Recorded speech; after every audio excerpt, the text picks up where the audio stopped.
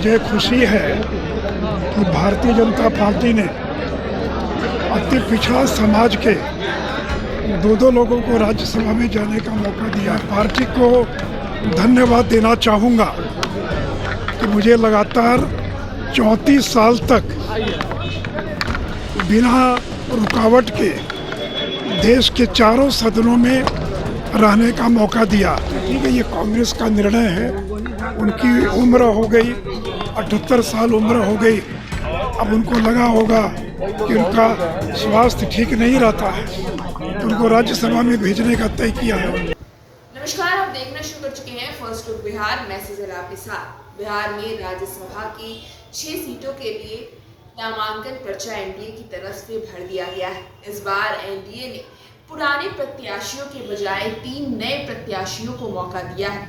इसी सब बीच में बीजेपी के मजबूत कदावर नेता सुशील कुमार मोदी, जो पुराने प्रत्याशी भी रह चुके हैं, वो भी मौजूद थे नामांकन पर्चा भरने के दौरान। तो जब पत्रकारों ने उनसे सवाल किया तो उन्होंने कहा कि लगातार 34 वर्षों से भाजपा ने उन्हें मौका दिया है। तो उन्होंने कहा कि वो भारत के चारों सदन में रह चुके हैं, साथ ही साथ वित्त मंत्री और 10 साल तक डिप्टी सीएम भी रह चुके हैं। इसके साथ क्या कुछ कह रहे हैं सुशील कुमार मोदी, पहले आप सुनिए। मुझे खुशी है कि भारतीय जनता पार्टी ने अति पिछड़ा समाज के दो लोगों को राज्यसभा में जाने का मौका दिया है।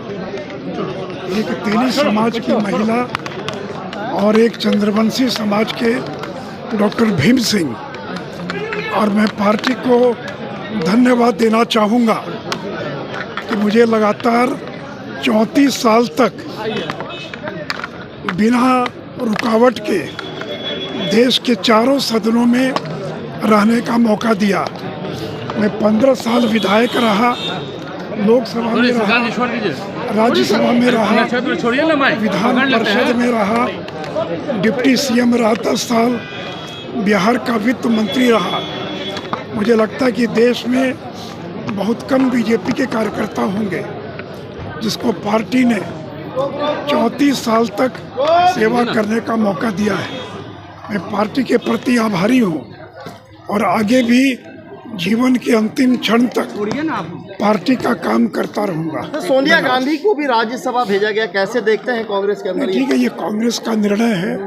उनकी उम्र हो गई, 78 साल उम्र हो गई। अब उनको लगा होगा कि उनका स्वास्थ्य ठीक नहीं रहता है, तो उनको राज्यसभा में भेजने का तय किया है।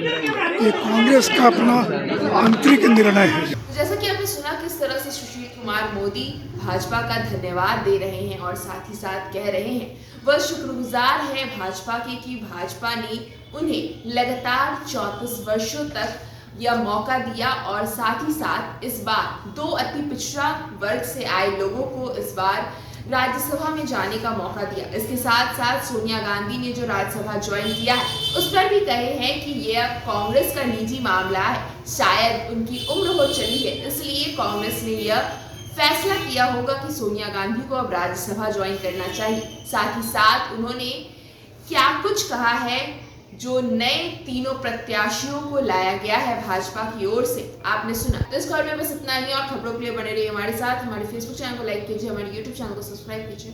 धन्यवाद।